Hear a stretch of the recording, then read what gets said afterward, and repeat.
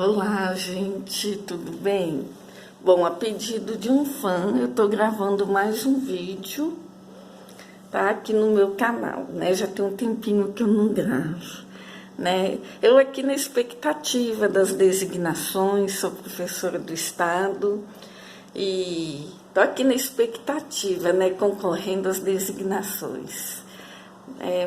Gente, vocês desculpem, eu tô tentando aqui acertar o vídeo, né? Ver como é que eu vou me filmar aqui, né? Já tem um pouquinho que eu não filmo, né? No filmo pra ver, acertar aqui, eu mesmo me filmando, fica difícil, tô achando a claridade ruim também, não sei porquê, mas tomara que eu consiga passar o recado.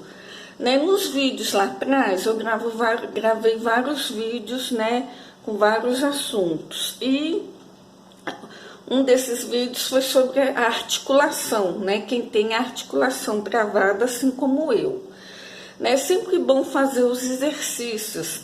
Eu mesma nem sempre faço, é bom incluir na rotina, porque senão volta tudo, a dificuldade de falar, né? Tô aqui tentando ver o foco, gente, como é que eu vou melhorar esse vídeo aqui, né?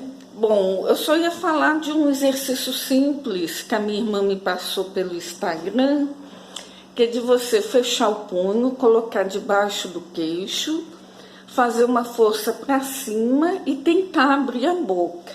Diz que esse exercício é ótimo para quem tem bruxismo, tá? Vamos ver, vamos fazer.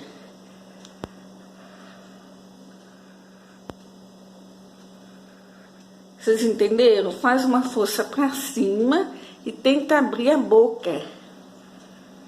Né? Ajuda, né, na articulação, né, a melhorar a articulação e o bruxismo também. Tá ok? Mas lá para trás tem mais exercícios que eu gravei já há algum tempo da articulação, né? Sobre a articulação travada. Ok?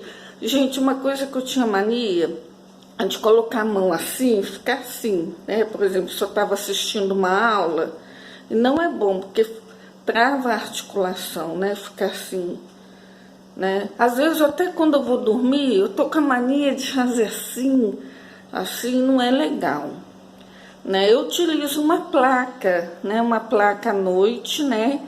Dentro da boca, para evitar que o bruxismo, né? Porque o bruxismo também trava a articulação, ok?